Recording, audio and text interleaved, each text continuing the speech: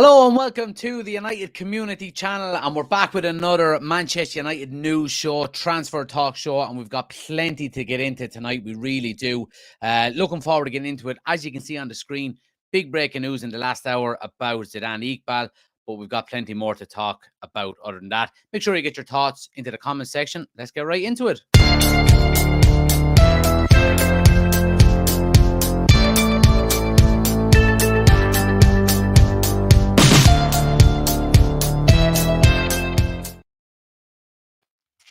So yeah, let's jump right into it, guys. Obviously, the breaking news, as you can see on the screen, is that FC Utrecht set to sign 20-year-old Zidane Iqbal on a permanent deal from Manchester United. Now, to be honest with you, this isn't the news that I really wanted to hear, today. Obviously, we want players in more so than players out. And look, I like Zidane Iqbal, but on the flip side of things,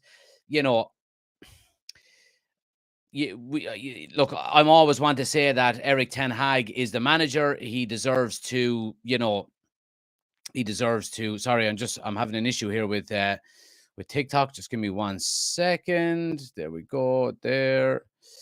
I want to make sure everybody is in as well. There we go. Perfect. So yeah, I mean, look, it's not a good piece of news that we're hearing. It really isn't. But look, I mean, it does go back to what I've said about Erik ten Hag in the past. And if the manager doesn't want him there, then okay.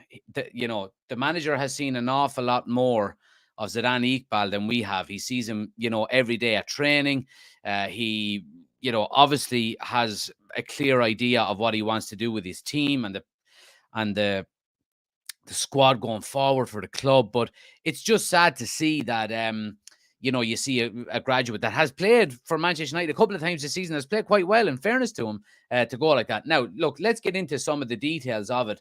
Manchester United have agreed to sell Zidane Iqbal to FC Utrecht, according to The Athletic. The talented 20-year-old midfielder completed a medical on Monday and is set to join on a 4-year contract. The Dutch side will reportedly paid just €1 million for the player, who has been at Manchester United since he was 9 years of age. Now, it's that €1 million that is really, really, really annoying to me. Now, there is a buyback clause in the contract as well. Let me see. Where does it say it here? Let me go down here. A large sell-on clause for Manchester United has been included in the deal.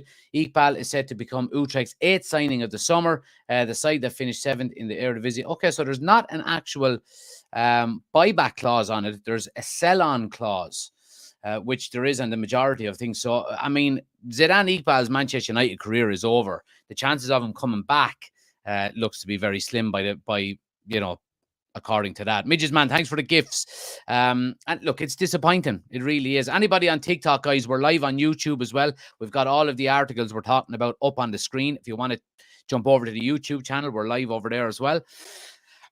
So yeah, I mean, look, a talented kid. Like we said, he's been there since the age of 9. And, I was hoping that the first piece of business that Manchester United would do in the summer would be buying somebody rather than actually selling somebody. But look, it looks like Zidane Iqbal is on his way out. And again, it goes back to what I've said. And I know people are not happy. We can see people in the chat here. What are they saying here? Luke is saying it's a joke. Paddy is saying the same as well. Party Pooper is saying, I don't get it. Let's see. Paddy is saying, no wonder we don't buy back clause in the contract. Murta is stupid. Well, look, I mean, we're looking to strengthen midfield in the summer. So we don't know what's gone on in the background here. This could have easily been Zidane Iqbal saying to Erik ten Hag, am I going to play next season? No, you're not. Well, then I want to go. So we don't know, but it's a shame to see young academy graduates getting sold on, and to be sold on for such a cheap price. I mean, €1 million is absolutely nothing in today's market. It really isn't. And I mean, it's basically letting one of your academy graduates go on a free. It really is. So it's disappointing. But again, I mean, look, we've said this on multiple occasions. We've got to trust Erik ten Hag's judgment on these decisions. whether we like him or not, because he is the boss and he sees these players a hell of a lot more than we do. Oshin says, United falling behind already. Chelsea and Liverpool are strengthening. Yeah, look, I've been thinking about this today, and obviously the thumbnail on YouTube is sell to buy. And if we go and have a look at, let's have a look at here. This is just confirmation from David Ornstein. United have accepted an offer from FC Utrecht for Zidane Iqbal on a permanent transfer. The deal for Iqbal is worth €100 million plus significant sell-on clause for Manchester United. Medical done, set to join on a 4-year deal. So look, it's done and dusted for him. Now, in relation to,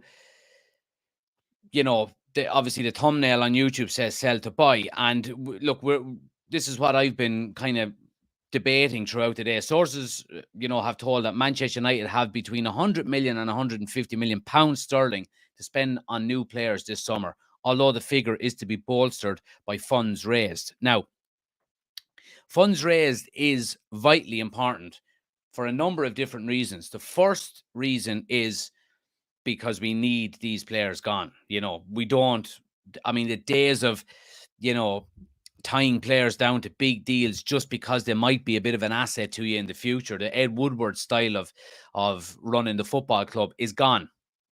If you're not good enough for Manchester United, it's time to move on. And we can go back and look at Zidane Iqbal, and maybe he falls into that category. Okay, you're not good enough. Pull the trigger. Let's go. He's not good enough. Move him on. Get a big sell-on clause put into the contract in case he does improve in the future and he's sold from Utrecht to, I don't know, Borussia Dortmund or Inter Milan or somebody like that in the future. So 120 million or 100 to 150 million. And so first and foremost, getting players off the books. And secondly, then, is to generate additional funds for United to go out and spend in the transfer market. Because, looking at what we've been quoted for certain players, Rasmus Højlund, for example, potentially now, Atalanta looking for upwards of 80 million. I think it's crazy. So I don't think new owners either coming in is going to change that an awful lot, because it's going to take time. We've discussed this on previous lives, but I just X'd that off by accident anyway. But we're going to go through some of the potential players that could leave that we're looking at potentially bolstering and adding some additional well-needed funds for Manchester United. If you look at us going into the market, we need a striker, we need a central midfielder, at least one central midfielder, and we need a goalkeeper now by the looks of things. Now, David De Gea could still sign a contract for Manchester United while we're on the goalkeeping topic. He really could, but that's all down to whether he accepts the deal. I think he seems to want a guarantee that he's going to be number one next year. And Erik ten Hag is basically saying, well, I can't guarantee that to you. You have to be at least willing to, to fight for your place and prove that you're the number one, more so than just taking it straight away. And we can see here with Dean Henderson, Nottingham Forest have made signing Dean Henderson a priority this summer. The club's hierarchy are prepared to finance a deal to sign him permanently. And the only thing that's stopping this is the stumbling block with Dean Henderson to Nottingham Forest remains agreeing a fee with Manchester United. He is valued in the region of 25 million and will command around 90 grand a week.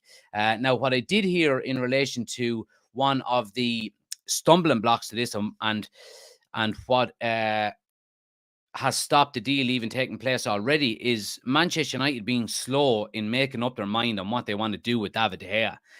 And this is just, it's typical Manchester United dragging their knuckles, walking through mud, trying to get transfers done. Just cut your losses. Dean Henderson is not going to be Manchester United's number one, regardless of what David De Gea does. Now, I can understand in a way that, United are saying, well, we don't want to have to, scramble and look for another goalkeeper if we decide to sell Dean Henderson and then David De Gea decides to leave as well. But given all of the noise that's come out of Old Trafford over the last couple of weeks, a goalkeeper looks to be a priority. I think even if David De Gea did sign a new contract, we would still be looking for a goalkeeper to challenge him next season, Let's go through some of the comments here. Luke says, seems the case for a lot of young players from United. Very rare. Thoughts on Pereira at Fulham? Had a great season in the Prem. Could have added to us this year as a second choice central midfielder. Party Pooper says, it seems United have to pay additional 20 to 30 million for a player compared to any other club. And that's been the case for a long time now.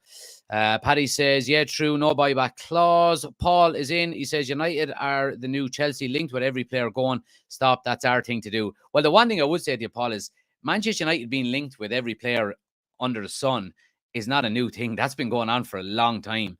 And I even said it at the start of the transfer window that, you know, the 99% of the players that we're going to be linked with over the next few months, we're not going to sign. And a lot of people kind of pressing the panic button already, you know, United fans. And look, it's understandable, you know, but you have to look at the facts here. We're, what are we, 5-6 days into a transfer window? There's no panic. There's no panic just yet. Now, I'll let you know, and ye will know when I push the panic button. You really will. But for now, I'm okay. I'm okay.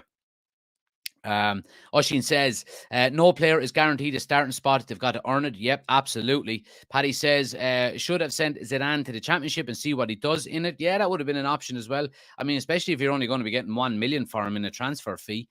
Party Pooper says, God, I just want to see a signed player already. It's going to be a long summer. When have we ever started well to a transfer window? It's crazy. And we should sign Highland first, says Paddy. Well, look, it looks like Highland or Mason Mount could potentially be the first signing of the summer. But, I mean, we look at, and Oshin mentioned it there, I mean, if you look at the likes of our rivals in the Premier League doing business already, and we can see here as well, this is another one.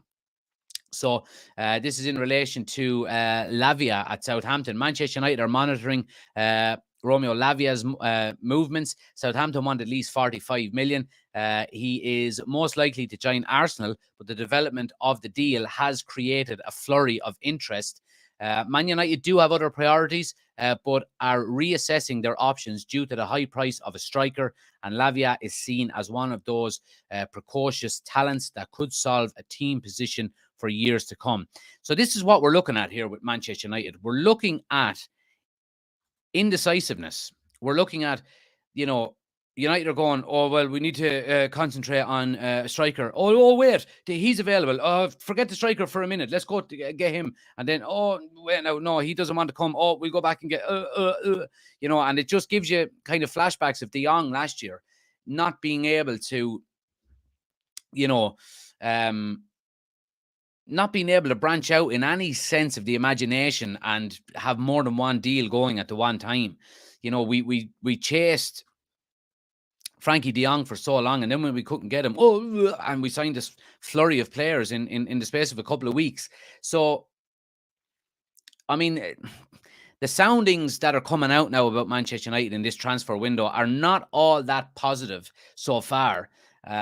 But I do believe that if we can just get that first signing over the line, I think we'll settle in and we'll be saying, okay, we're grand, you know. But again, I mean, it says it here also, you know, Manchester United have interest in Harry Kane, Victor Osimhen, Rasmus Højlund, Kolo Muani, Lautaro Martinez. But so far, United have been hampered by their budget restrictions and what they believe to be unrealistic valuations. So the unrealistic valuations are nothing that Manchester United can really control. If a club comes and says, we want 90 million for Rasmus Højlund, United are going to say, all right, well, we need to sit down at the table and trash this out, because this is going to take a few weeks, you know, before we can meet in middle ground. But what Manchester United can be doing is you can be getting players off the books. You can be looking at getting rid of Harry Maguire. And we'll talk about Fred in a minute. He's another one. Anthony Martial. But I think the reason why we're so slow to offload some of these players is maybe the board members, not only are they unsure of their position once the ownership changes, but maybe have they lost a bit of confidence in themselves to actually get a deal done. If you go and sell 4 or 5 players and then you struggle to replace them for the remainder of the transfer window, you know, you've shut off, your nose to spite your face. It really it's a juggling act, really, and you do have to get the balance right. You would have to say, but look, United are spread thin at the moment by the looks of things. But I do think that once we can get a couple of signings in, if we could sign a striker, a midfielder, and maybe a defender, that would allow you then to go, okay, Martial, bye bye, Fred, McTominay, Donny van de Beek, whoever we may be looking at selling there, bye bye, Harry Maguire, jog on, and then you can go, all right, okay, right, we've upgraded, the 3 different lines within the team: defense, midfield, and attack. Okay, we've got some. We've got some wiggle room here now, and we can look at maybe getting another midfielder in, getting a second striker in, looking at a goalkeeper, whatever it may be. Let's see what people are saying here. Let's see. Oshin is saying Glazers wanted immediate success and seems to have forgotten United's ethos to detriment of the club. One academy player in Rashford who would be in the starting team. Party Pooper says, is Hoyland any good? Haven't heard of him until we were linked with signing him. And this is the worry. He was valued at around 40 million only a few weeks ago. Manchester United interest starts to build, and all of a sudden he's an 80 million pound player. He's had one good season. I mean, if I can pull up his stats here, we'll have a look at what he's done. Rasmus Hoyland stats. I mean, his stats don't blow you away, you would have to say. If you look at what he scored, I think he's got 13 goals this season. Okay, that's not coming up there. Let me see here. Goals throughout the whole season this year. What's he got? 20 for club and country. 9 in the Serie A, 1 in Coppa Italia. He's got 3 in the Bundesliga, 6 for Denmark, and 1 in the Champions League. So look, I mean, it's not bad, but is that an 80 million pound player? I'm not 100% sure it is. I'm really not. But Romano reveals significant update on the United striker search as the first move is made. Now, in relation to him, he has revealed significant update that United have made contact with Atalanta about him. And there's the stats there. He's got 11 goals and 2 assists in 36 matches in all competitions for the Serie A outfit. I mean, it doesn't blow you away. It really doesn't. I wouldn't be spending an 80 million pound transfer fee on a 20-year-old. Now, look, I mean, 20 years of age, scoring 11 goals is not too bad, I suppose, but I don't know. I just don't want to be spending 80 million on him. And now I don't think we will. If we're going to go in with probably a 40 million pound starting fee, Atalanta want close to 80. You're probably going to land on about 60 to 65 million for him. And I'm okay with that. Now, if you're talking 65 million, let's call it 60 million. You could get 60 million from maybe a Harry Maguire and a Donny van de Beek, for example. Players that you're looking to get off the books anyway. So then all of a sudden, if your budget is 150 million, you've got rid of 2 and you've brought in 1, and you've still got 150 million. Now, then you can go on and you can look at, is Jadon Sancho on the chopping block for a transfer fee or for a transfer this summer? You could easily get 50 million for him. So then you have 50 million.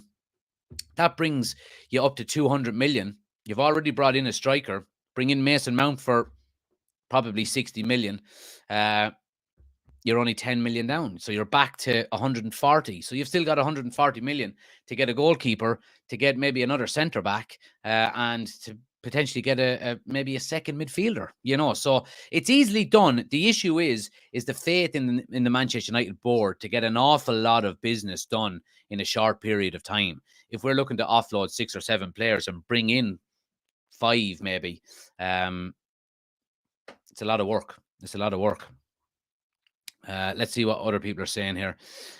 Luke is saying Arsenal seem to be taking over any player we want. One good season in the Prem shows the sway. But they still haven't signed anybody. You know, if you look at it, I mean, what Premier League team has actually signed a player? So let's not get too carried away. Paddy is saying we need a lavish because Casemiro is getting very old. Luke says Kolomuani is going under the radar. He is an unbelievable player, and if we want to get him for a decent price, he would change the squad. Yes, but he's not an out-and-out number 9, if I believe that correctly, you know, which is probably the issue with him. Oshin is saying United won't sell until they buy, just in case they can't buy. Exactly. That's the worry. That's the worry. Party Booper says we'll end up in a situation where Tom Heaton is our number 1 goalkeeper next season. Scott is saying talks of Son going to the Saudi League. I'd have him at United in a heartbeat. Yep, so would I. I would easily, you know, I mean, what would you get him for? You'd probably get him for 40 million, would you? Would you trade him for Jadon Sancho, maybe? Mightn't be a bad piece of business.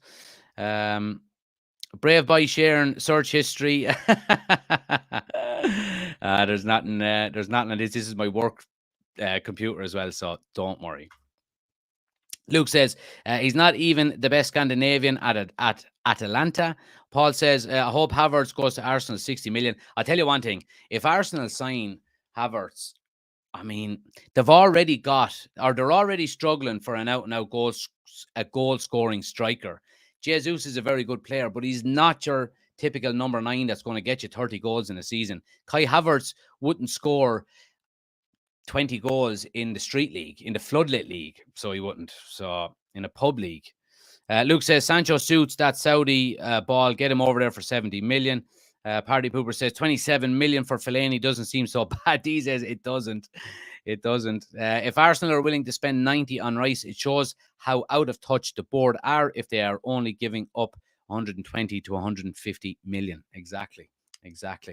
I want to talk quickly, guys, about Kim Min-jae, and it looks like Bayern Munich are closing in on him ahead of Manchester United. Obviously, this is something that we've been expecting over the last maybe week or so. You know, it's come to the forefront that Bayern Munich are more than likely going to sign him. Bayern Munich are close to completing the signing of South Korean centre-back Kim Min-jae of Napoli. 90 minutes, understand. One of the standout defenders in Europe last season has a €50 million release clause in his contract, which becomes active in July, and he has rejected the offer of a new deal at Naples, which removes that or which would remove that clause. Manchester United have long been trying to win the race for Kim's signature, but progress in negotiations with the 26-year-old's entourage has been slow, allowing Bayern to join the race. Manchester United in a nutshell.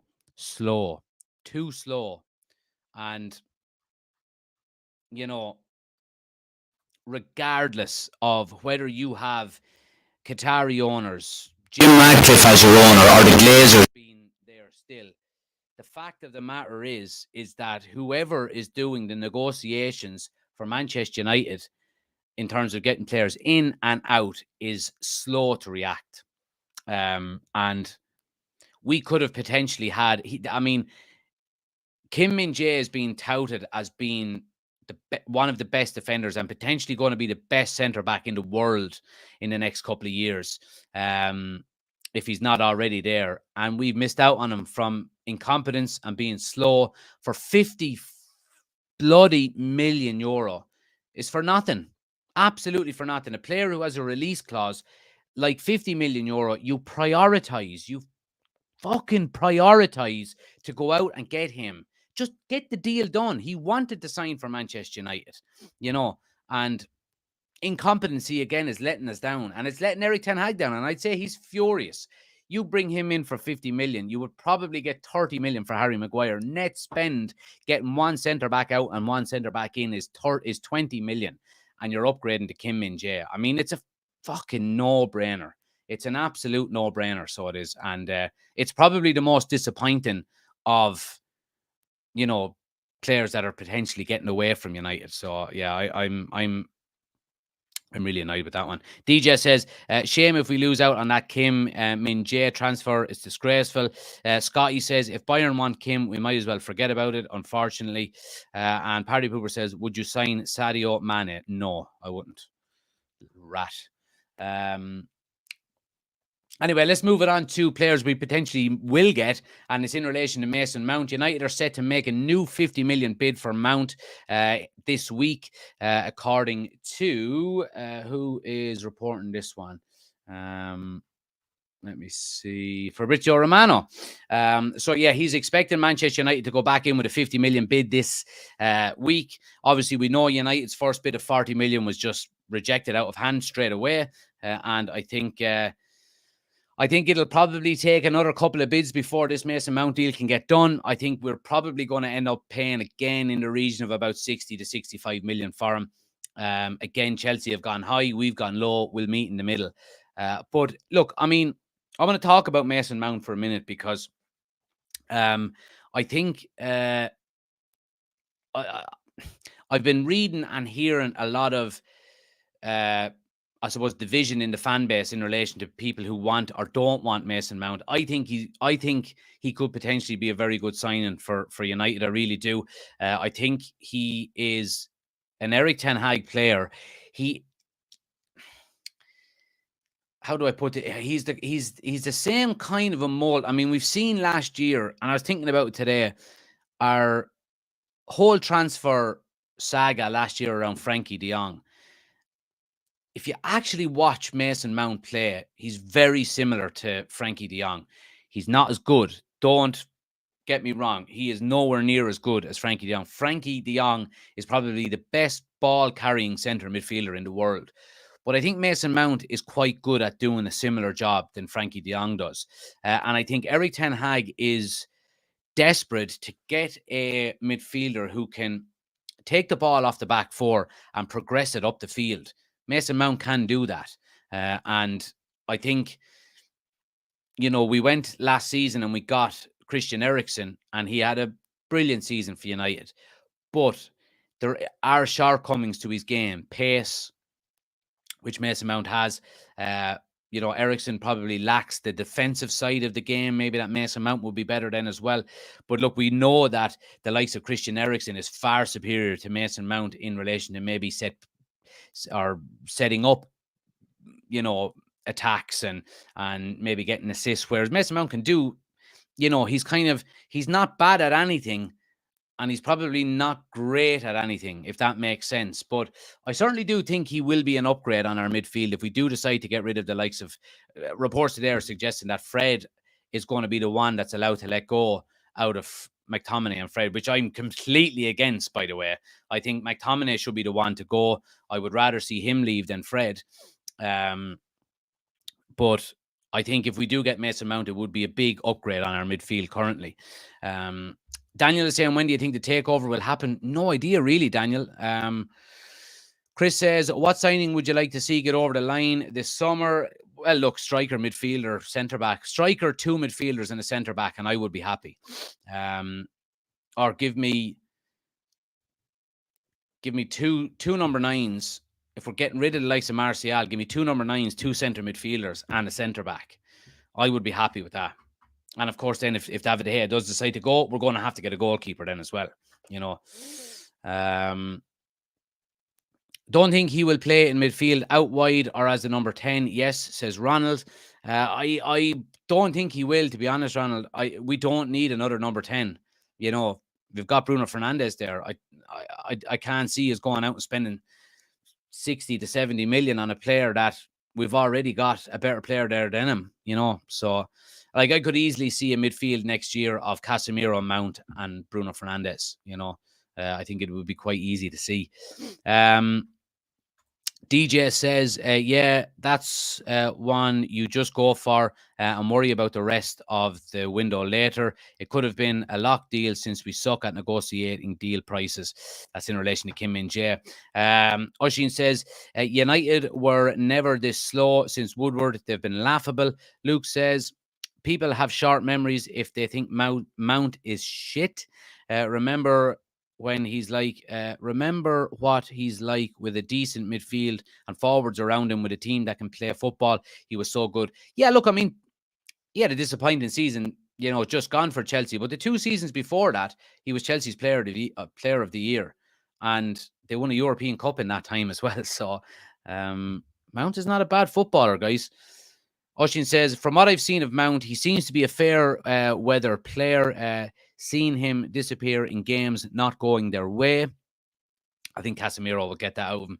I mean, you bring Mason Mount into a team with Casemiro and Martinez behind him, fucking screaming at him, and if he doesn't track back, I think you could get that out of him pretty quickly. Luke says Champions League medals, Mount 1, De Jong 0. There you go.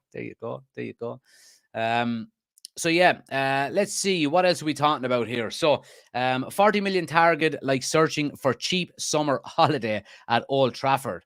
So this again is in relation to Rasmus Højlund. So United target Rasmus Højlund, price tag doubling, is a devastating blow at Old Trafford, according to journalist Dean Jones.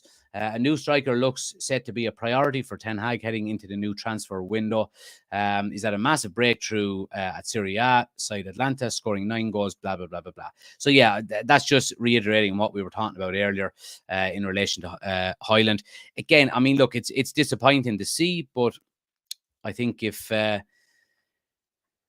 Manchester United, and especially new owners coming in, whoever they may be, if you're looking at looking to rebuild this squad and invest some money into it, I think you need to get employees, competent people into areas that they can do the job better, because at the moment we're really struggling to get deals over the line. Ten Hag will make new signing if 21 million star leaves Old Trafford. So this is in relation to Harry Maguire. Manchester United will sign a new central defender if Harry Maguire or another centre-back leaves Old Trafford this summer. Sky Sports reporter Dharmesh Sheth has informed Gimme Sports. The Red Devils are thought to have an interest in a few players who could come in and strengthen their backline, while their captain continues to be linked with a move away from the club. Now, earlier this month, the Telegraph claimed that Tottenham Hotspur are currently looking at Harry Maguire. The 30-year-old made just 8 starts in the Premier League last season. And it was today, actually, I don't know where I heard it. Harry Maguire has made more starts for England this season gone than he has for Manchester United. Now, if you're Harry Maguire, why are you even bothering staying at Manchester United? It doesn't make sense. But again, are we going to try and get Maguire off the books, try and generate some money before we go out and actually try and upgrade him? That remains to be seen. But if you're Harry Maguire, and I suppose the criticism you've got as a Manchester United player, you're 30 years of age now, it's not going to get any better for you. If you're going to say, I'm going to stick around and fight for my place, when you have a Varane and a Martinez and a Luke Shaw that's even starting ahead of you, there's one or two things happening here. Either you're deluded or you're happy to pick up a paycheck every week, and you don't want to reduce your salary with another club to play first team football, which lacks ambition in my opinion. So it's going to be interesting to see what happens with Harry Maguire. Now, if Tottenham Hotspur are looking at Harry Maguire and we want Harry Kane, can a deal be done there? I mean, I'm yet to, and I said it last night, I'm yet to, I suppose, completely write off Manchester United in relation to signing Harry Kane. Harry Kane now played for England last night, played quite well. Rashford played well. Luke Shaw, they were all linking up together. And of course, it was on at Old Trafford. Harry Maguire or Harry Kane is now going to go away, have his holidays for a couple of weeks, and probably have a little think about his future and what he wants to do. I wouldn't be surprised if he agitates for a move in the summer. We've seen him do it 2 years ago for a move to Man City, and it didn't work out. So if he'd done it 2 years ago, why wouldn't he do it again? I don't see why he wouldn't. He was very loyal to Spurs a couple of years ago decided to stay, signed a new contract, so on and so forth. He does not owe them anything. Now, if Spurs are looking at Harry Maguire and want to sign him, and there's been reports as well that maybe Jadon Sancho has been looked at by Spurs as well, this is where good negotiation tactics come into it. All right, boys. Who do you want again? Maguire, Jadon Sancho. 2 for 1. And here we'll throw in, a packet of potatoes on top of it. 20 million.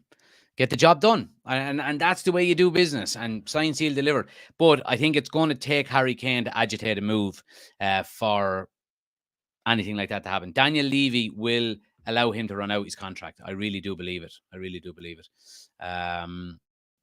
Let's see what it now. So again, we're talking about, I suppose, our inability to sign players, and there is a bit of fear in the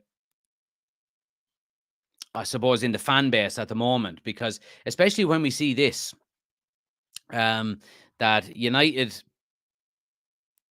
are kind of falling behind in a race again for a centre-back. David Ornstein reveals that 30 million Arsenal bid for Man United and Liverpool target. Personal terms are in place. So this is Jurrien Timber. Of course, United tried to sign him last season. And of course, Louis van Gaal done what he done, convinced him to stay at Ajax. And United went out and got Martinez instead. So, look, Arsenal have swooped in ahead of Manchester United and Liverpool to make a 30 million bid for Ajax star Jurrien Timber. Timber was thought to be close to moving with Erik ten Hag to United last summer from Ajax before deciding to stay in the Eredivisie for another season. Ten Hag is a huge admirer of the centre-back and was reportedly again interested in landing him in January before fresh reports this summer again tipped the Red Devils to make a move. Timber signed a new contract, blah, blah, blah. But Arsenal have now jumped the queue, according to the Athletics transfer expert David Ornstein, who has revealed that the Gunners have submitted a proposal worth 30 million for Timber. Now, I mean, Jurrien Timber to Manchester United for 30 million would make an awful lot of sense, in my opinion. It really would. I think this is a type of player that you could easily bring him to Old Trafford for small money. He's known inside out by the manager. He would fit into the team quite well. He's played with Martinez before. They're very similar players. They're both well able to play out from the back, comfortable on the ball, stepping out into midfield. You would have two very good ball-playing defenders in Martinez and Jurrien Timber if, we were to sign him. But again, there's an overarching theme in this live. It looks like we're going to be selling before we buy. And that's the issue, because Jurrien Timber is available now. You're probably not going to get him for 30 million, but if you can get him for 40 million at the end of the day, that's an absolute steal for the player he is. He's a very, very good ball playing centre back. And I think this is probably one that Erik ten Hag could be really, really frustrated about. I have to say. But again, it's United's inability to actually get the job done. It really is. Let's see what people are saying here. What are people saying? Let's go back up through some of the comments here. Scott says, 3 decent players this summer, and I'd be happy. We have a good squad as it is. Luke says, the Marco linked with United too. Party Pooper says, 80 million for Highland or 100 million for Kane. I would go 100 million for Kane. I would go 100 million for Kane. My reasoning behind that is Harry Kane will guarantee you Premier League goals. Harry Kane is the best striker in the world available at the moment, half available. So I would be going for Harry Kane. Luke says, thoughts on Bailly leaving for 2 million? Yeah, look, I mean, you would hope you would get a little bit more, maybe 5 to 10 million for him. But yeah, look, his time is up, really, isn't it? At United, I don't think it was ever going to be a case that he was going to stay at United after his loan deal. Make sure you smash a like on the video as well, guys. Forgot to say, if you haven't already done so, hit the thumbs up button. Scott says, it's really our bench that needs to be sorted out. Yeah, we need to grow depth in our squad. That's really what we need to do. We need to grow some depth. We need to bulk out our squad, basically. Oshin says he had the likes of Silva behind him at Chelsea, not sold on Mount and definitely not at 70 million. And Luke says, how long is left on Maguire's contract? I think he's got 2 years left on it. Maybe United might have an option of a third after that. I'm not 100% sure. I do know he signed a new one under Solskjaer, which was a year or two ago. Maybe 2 years ago. I'm not 100% sure. Now, let's finish on a bit of comedy, okay? Because as we all know, Graham Souness is a comedian. And earlier on in the season, he said that Casemiro was basically a steady Eddie. And he's been asked again about it after Casemiro having an unbelievable season. And he had this to say. Graham Souness is calling, Graham Souness on calling Casemiro a steady Eddie. I still believe that. He's a good player. You'd never describe him as a great player. Ladies and gentlemen, Graham Souness, an absolute fool. And I just seen this and I thought it was brilliant. If it'll play. Evra looking at Graham Souness's water. And it just sums it up perfectly, doesn't it? So Graham Souness still thinks that Casemiro is a steady Eddie. And it's so surprising coming from a player like Graham Souness who played in the same position. And to be honest with you, I would go as far as saying that Casemiro is a vastly superior player to what Graham Souness ever was. Let's see what people are saying on TikTok before we finish up. I'm happy Rashi has extended his contract. Well, it hasn't been signed yet, but it's looking good. Only Dan's is in. Good to see you, pal. Mark says, I don't understand why people ask Souness his opinion. Souness is just Liverpool bias, says Chris. Keep Sancho, says Brian. Yeah, I mean, there's a bit of division in the fan base about Sancho as well, and whether he should stay or go. I know Oshin is a big Sancho out. I won't say Sancho out, but for us to sell Sancho, I think I wouldn't be disappointed if we got rid of him, and I wouldn't be disappointed if he stayed for another season. So, whatever the manager decides to do. Any thoughts on Diallo? Yeah, so Ahmad, there's been talks potentially that Ahmad could be used in the transfer of Højlund to Manchester United, not as a swap deal, but we will loan Ahmad to Atalanta as part of the transfer from of Højlund to Manchester United. So I think it would be no harm if Ahmad gets another year on loan. Obviously, he had a great season. You would like to see him do it consecutively. But let's see what happens. Again, we go back to what we've said here with the likes of Zidane Iqbal, and the manager sees these players a lot more than we do, and he makes the decision. Whereas we might be disappointed that an academy graduate like Iqbal is leaving. It's the manager's call, and we've got to back him. Scott says Spurs fans will lose the plot if Kane comes to United and Maguire goes the other way. Yeah, I suppose that would be true. But guys, I wanted to leave it there. Just a final thought before we go, that we are, just to remind you of the giveaway that we're doing. We're giving away a PS5. Anybody that's watching on YouTube, you can scan the QR code on the screen, or the link is in the description of the video if you want to enter. Anybody that's watching on TikTok, if you want to enter the raffle to be in with a chance of winning a PS5, the link is on my homepage. Click on it and you'll see the tab for win a PS5. Head over there and get as many tickets as you want for it, and you'll be in with a chance of winning a brand new PS5. We're doing the draw on the 1st of August, so you have a little over a month to do it, but make sure you get your tickets in early. So yeah, said I'd just remind you all of that. But yeah, look, disappointing news about Zidane Iqbal, you would have to say. And United are stuttering already in this transfer window. I think we really do need to get our act together, but I'm not sounding the alarm yet. There's 6 days gone of the transfer window so far. Has any Premier League team actually signed the player yet? I'm not 100% sure. So let's just give it a bit of time. Hopefully in the next week or two we can get some deals done. But of course I'll keep you up to date as we as it happens. But look, we'll be back again tomorrow night, guys, for another update. So make sure you're joining every day. If you're new to the channel, please do hit the subscribe button. Helps out the channel an awful lot. If you're new to the TikTok channel, please do hit the follow button. On the road to 40,000 followers there. Hit the thumbs up button as well.